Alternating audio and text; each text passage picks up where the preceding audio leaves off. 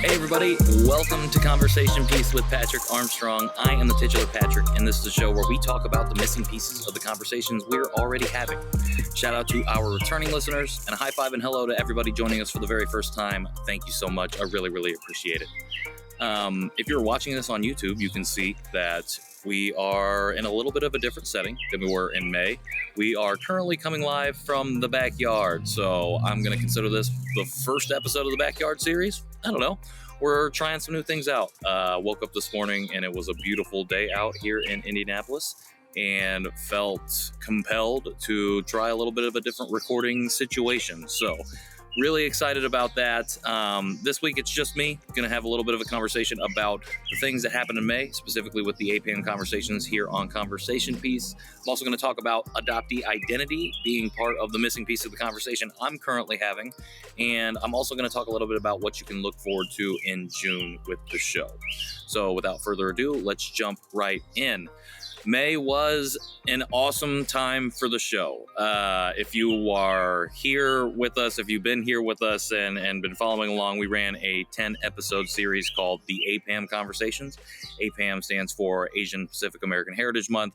May is Asian Heritage Month, a time when we celebrate and reflect on the Asian diaspora communities here in North America. That's what we're doing here on Conversation Piece. Wanted to explore the missing pieces of the Asian American conversation specifically, and had some really incredible conversations with some really incredible guests. Who did we have on? We had on Liz Kleinrock, Marguerite J, Tony De La Rosa, Simi Shaw, Rohan Jolie, August Rocha, Rick Allen, Sho Dewan, Bianca Mabuti Louie, and Natasha Jung. 10 incredible people that I look up to in the community, and people who just really, I felt an incredible privilege to have on the show.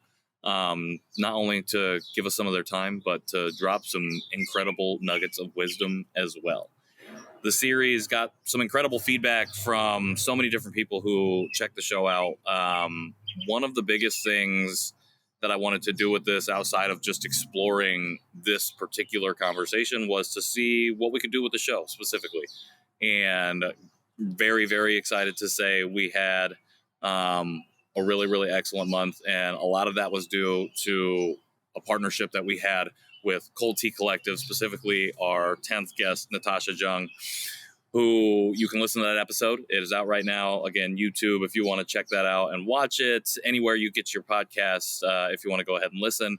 But we had a really incredible conversation about how all of this came to be. But big, major shout out to Cold Tea Collective for taking a chance on us to have us to want to amplify these conversations. So really thankful, really privileged, really excited to have been able to do that. One of the best parts about this particular series was it was just a chance again to take a look at some of the things that we don't necessarily talk about, not only within our diaspora communities, but outside of those communities as well. And one of the conversations I had that's really stuck out to me was the conversation with Rick Allen. And he said something that I've been repeating a lot, and I repeat a lot in these episodes. He said, to continue is to normalize. And I thought that was a really great takeaway, tagline, thematic piece for the series as a whole. Because specifically, we want to address these pieces of the conversation that we're just not talking about enough, or we're not talking about at all. And we want to at least get into that conversation, uplift and amplify that conversation, so that way we can normalize what that looks like. And so that's something that's really stuck out to me, and something that I have been thinking about day after day as I think about what we're going to do with the show and what we can want to continue to do. Is just to, at the end of the day, if we can, normalize these missing pieces of the conversation. So that way they're not missing anymore. That way that we are making sure that we are being mindful and covering the things that historically have gone unnoticed, unheard, specifically within our own communities and outside of, so we can build that empathy and continue to grow and move forward and progress. Some of the things that we talked about in this series, we talked about colorism, specifically addressing how we can overlook that within our own communities and how we need to take steps to overcome that, and how we can understand and see these things that are happening and have been happening, and build context around that. Another thing that we talked about was Asian American education policy, specifically how is Asian American history being taught and being sought after in education? How is that being translated into policy within that sector? And how specifically new those conversations are when it comes to the policy side. That's something that Tony De La Rosa and I speak about in our episode there. Something that we also dig into with Rohan Jolie and Bianca Mabute-Lui as well. 3 really great episodes when you want to dive into the education aspect of it from multiple different perspectives. And then another thing the last thing I'll talk about here about the APAHM conversations was the conversation I had with Liz Kleinrock that kicked all of this off. And we were talking about the relationships that we develop with each other that go beyond the work that we do. And not only how do we develop those relationships, but how do we cultivate joy, and what joys are we able to pull out of those things, that are we able to feel and live and breathe as we do this work and as we move outside and navigate outside of this work. So that really set a really great tone for May, and something that I continually checked in with myself on as we move day by day was, how am I pursuing joy? What are the things that are bringing me joy? And what things do I want to invest in that bring me joy? What types of liberation, as Bianca puts it in her episode, do I want to invest in as a person and want to be involved in and connected to? And so really, thank you to everybody who listened. It means a lot, and really, really excited about what is coming out of these series. And I'll talk about that in a little bit. Specifically, not only the conversations coming in June, but what we can expect beyond that here on Conversation Piece. So really excited about that. Another thing I will say about the APAHM conversations is we did run 3 different giveaways as well. And that's the first time we've done that on this show since we've been doing it this way. So really excited that we were able to do that. We were able to give away a signed copy of A Living Remedy by Nicole Chung, an amazing book. Made me weep, sob, and think about grief in a way that I hadn't been thinking about it. So definitely something that everyone should check out, I think, when you have the time. We're also able to give away a copy of Tell Me the Dream Again by Tasha June, another Asian American actor. We were also able to give away a copy of Tell Me the Dream Again by Korean American author Tasha June. Very excited to be able to do that as well. And last but not least, we were able to give away a pair of 1587 sneakers. So really excited to be able to if not partner, at least have some of these things to give away to our audience here, the listeners, the follower base on social media.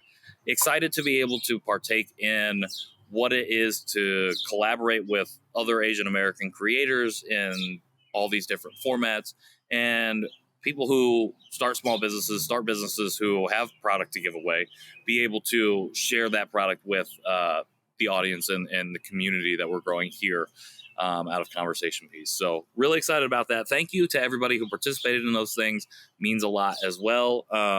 It just shows these folks that these types of things are exciting and important to our community. And hopefully we'll be able to continue to support them, uplift them, and find all different kinds of ways to do those things. So very, very excited. Can't wait to have more conversations about some of the things that we talked about. If you have listened to the episodes, would love to know which conversations resonated with you the most, which conversations you think we should be following up on. Definitely subscribe to the YouTube channel, leave it in the comments, send me a DM on Instagram at Conversation Pod Piece, or at Patrick in the World. That's my personal. Let's have that conversation. I would definitely love to talk about it. Maybe even bring you on the show so we can get into it here. Maybe I'll come to you from the backyard. We can make it a backyard series. So, yeah, exciting stuff in May. Very, very excited. Make sure you subscribe to the newsletter as well. Newsletter subscribers know a lot of the other stuff that happened in May that I was able to take a part in. Very, very privileged and lucky and honored to be able to do those things. So make sure you subscribe. I'm having trouble saying that. So make sure you subscribe to the newsletter, Conversation Piece of the newsletter. All right. So the tagline of the show, the purpose of the show is to address these missing pieces of the conversations that we're already having. And one of the conversations that I'm a part of is this conversation around the adoptee experience, the adoptee existence, what it means to be adopted. I myself am a Korean American adoptee, adopted transracially by a white family, grew up in Indiana, yada, yada, yada. Check out all of my other stuff and you'll know a little bit more about that story. But what I want to talk about this week as it pertains to that missing piece of the conversation, lately I've been talking a lot about identity and how being adopted or being an adoptee is not currently seen as an identity. And I just want to talk a little bit very quickly about how many of us are trying to shift that narrative. And that's a narrative that we have to shift because a lot of people right now think about adoption as being a process or an action that happens to someone, and that's where it stops. So once you're adopted, like, we don't think about that part of it anymore. Like, the process of adoption stops once you're part of this family now. The family is made, and that's how we move forward in this cycle. And when we think about it that way, we don't give validation to, we don't give credence to the experiences that happen, the traumas that are faced by people who are adopted, and the conversations, the questions that adoptees have as they grow up and as they start to develop their own sense of awareness and their own identities, and they start to think about those things differently. When we think about adoption as this process that ends and no longer affects somebody or no longer is at play, we are unable to adequately address when those situations arise, which happens really, really often. It happened to me. It's happened with a lot of people that I've been able to speak with. If you follow any adoptees online, I'm sure you've come across that story, a story like that, of not being able to articulate the experience of maybe it was racism, or maybe it was just not understanding this family dynamic, or why you're feeling certain feelings of anger or abandonment or loss or grief when everything else seems to be fine. We're not able to have those conversations because we don't think of being adopted and adoptee as an identity. And so that's something that we have to be able to shift. We have to be able to shift our thinking about that, because being adopted affects us no matter what at all times as we move and navigate through this world.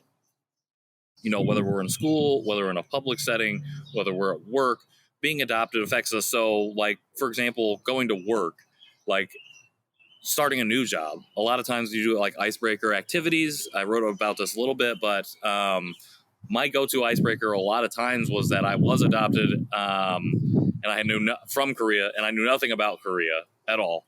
And that was that. Don't ask me about it. I won't be able to answer anything for it.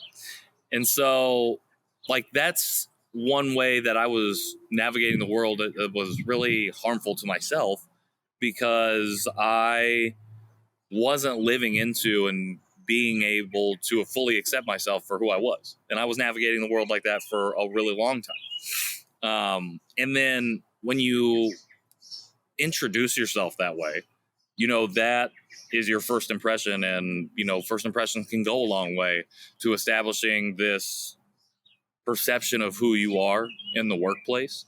And then that affects how people see you moving forward. And, when I was navigating corporate spaces, I wasn't viewing myself as Asian. However, even though I was establishing that precedent as myself and seeing myself as something different than Asian, I now realize with hindsight that people still viewed me through that lens. And so not only is there that self, identity piece at play, there's also the perceptions of the environment that you're in.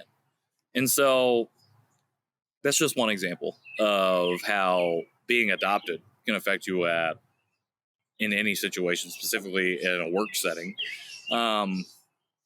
In school, it can look like having to answer a family tree assignment when you're really young and trying to navigate that. Oh, I'm adopted. Well, just fill out the parents that you know, or whatever it is. It's a whole lot of different things, a lot of different ways that it affects us. And because it's particularly when it comes to transracial adoptions and intercountry adoptions, the rhetoric for so long was assimilation. We have started so far behind the 8 ball that it's hard to catch up to, or it's been difficult to catch up to this recognition that, being adopted is something that continues to affect you, and that actually probably, and people who claim being an adoptee is part of their identity, that probably is something that we need to be mindful of. And, so all of this to say, like, an ultimate goal of mine, something that I've shared with a lot of folks privately, is in DEI spaces, particularly in corporate and collegiate DEI spaces, I would love to see adoptee as an identity that's recognized as marginalized and something that we need to be mindful of and have practices for, and et cetera, et cetera, et cetera. So I think that would be extremely important. That would be a huge step in the direction of recognition, of validation of those experiences. And excuse me. And it would be an opportunity to give weight to some of when we bring up specific experiences, gives weight to our claims, our truths, our stories, to be able to be recognized and validated in that way.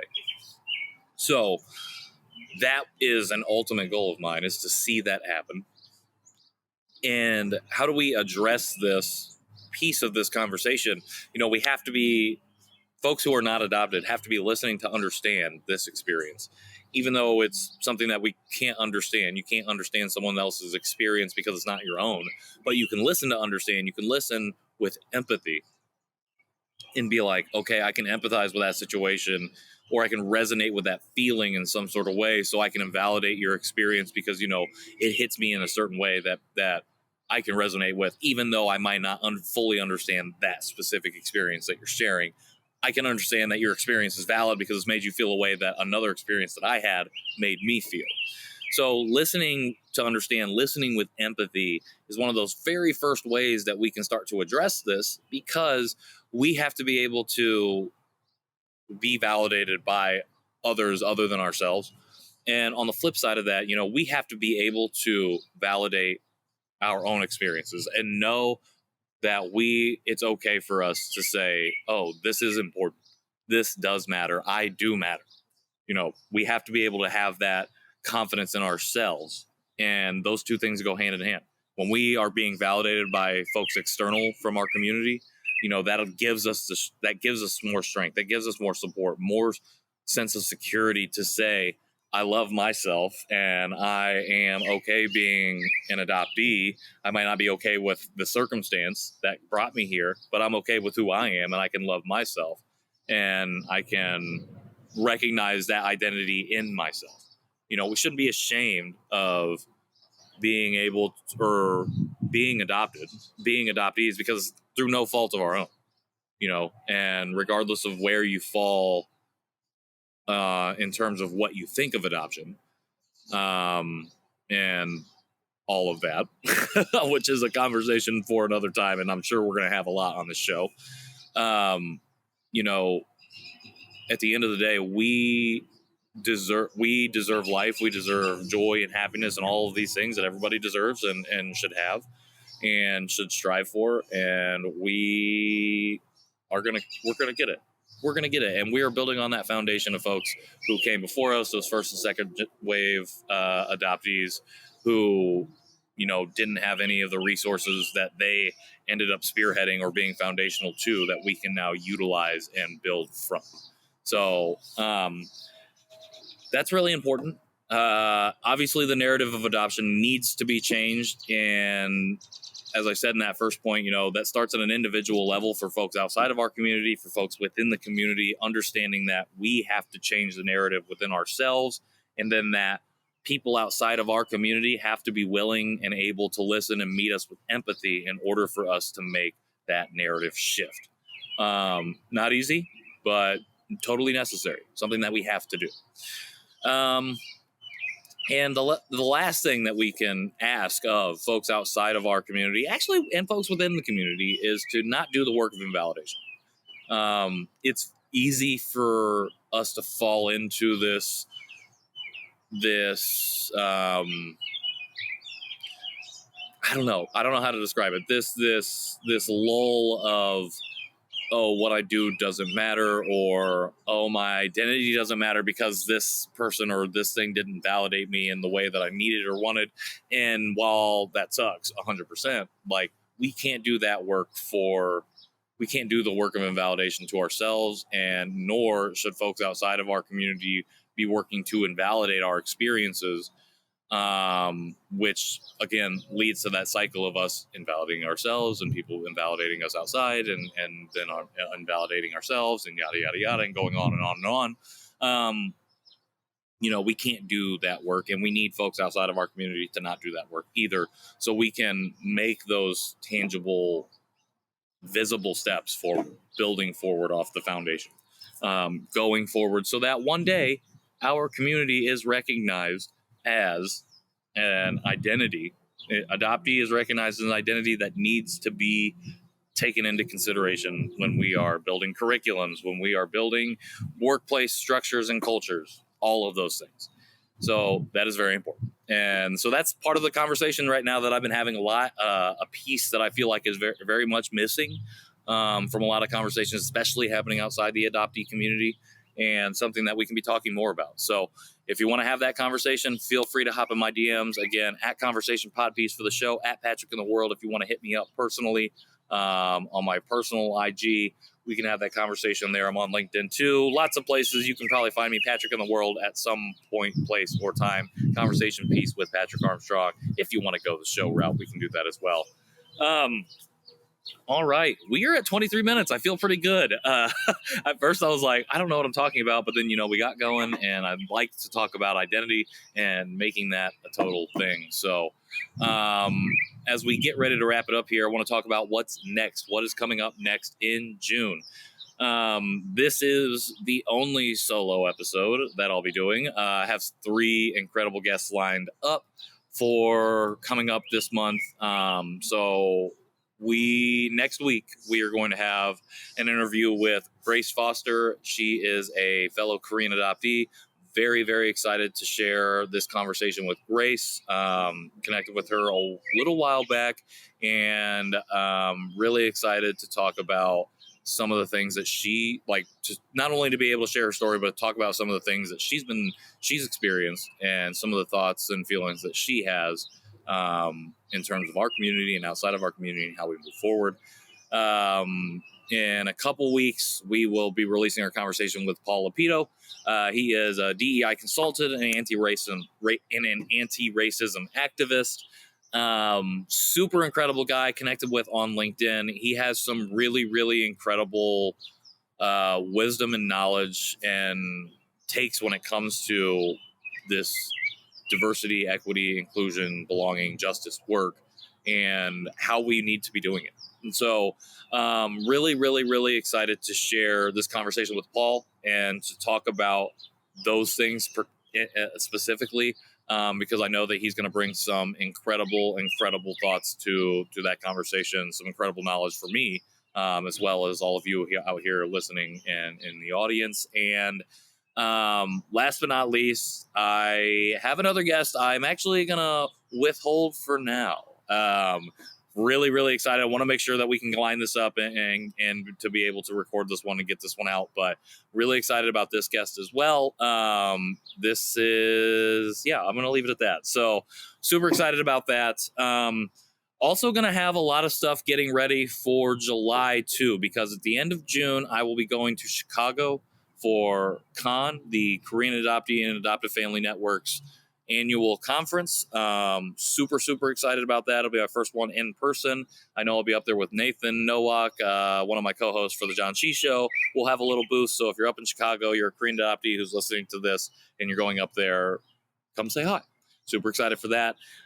Leaving directly from Chicago to go to Korea for 2 weeks. I'm going to be in Korea for 2 weeks by myself.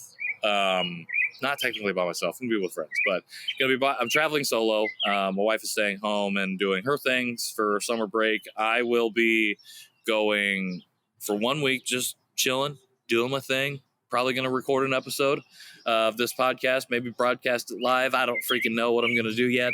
But then the second week is the ICA conference, the International Korean Adoptee Association conference, back in person for the first time since the pandemic started, and very, very excited to be there. I'm actually going to be presenting, so excited to experience this, excited to be back in Korea, have a little bit more time, maybe a little bit more freedom to do some exploring. As of this recording, I have not booked any of my places to stay yet, so wish me luck on that journey. We're going to make it happen. I don't know. We're going to make it happen. It's totally fine. But yeah, that's what we got coming up. I can't wait to tell you who that third and final guest is going to be for June. Can't wait to share who some of the conversations will be to fill that gap while I'm gone in Korea in July. Very, very excited about that. I don't know. Is that it? Is that all we have for right now? Again, thank you to everybody who tuned in to the APAHM Conversations. It was amazing. It was truly amazing, and it really, really meant a lot to me, to everyone who sent feedback, who commented, who shared, who listened, who engaged with some of the posts and some of the reels that came out of that. It was proof of concept that this show is able to not only find diverse guests to have these conversations with, but to dive into diverse and unheard topics surrounding the conversations that we already have. So very, very excited about what the APAHM Conversations has been, where it's going to go, and really, really excited to share with y'all some of the stuff that I'm working on that will either be in partnership with this show or some other stuff. It's an exciting time. It's an exciting time right now. So I just really appreciate it. I appreciate y'all for being here with me as I explore and do this thing, whatever this is. But what this thing is, conversation piece. So you can find all the links to some of the stuff that I talked about here in the show notes. And if you want, you can find us on Instagram at Conversation Podpiece. You can find me personally at Patrick in the World on Instagram and anywhere else on the internet that I want to be found as well. If you like what you heard on this episode or any of the other episodes and you feel so inclined to leave a rating or review, we would greatly appreciate it. And if you're interested in supporting the show in any way, feel free to hop in my DMs, or you can visit me on my website, patrickintheworld.me. So until next time, until next week, I am Patrick Armstrong, and this has been Conversation Piece. Thanks, y'all.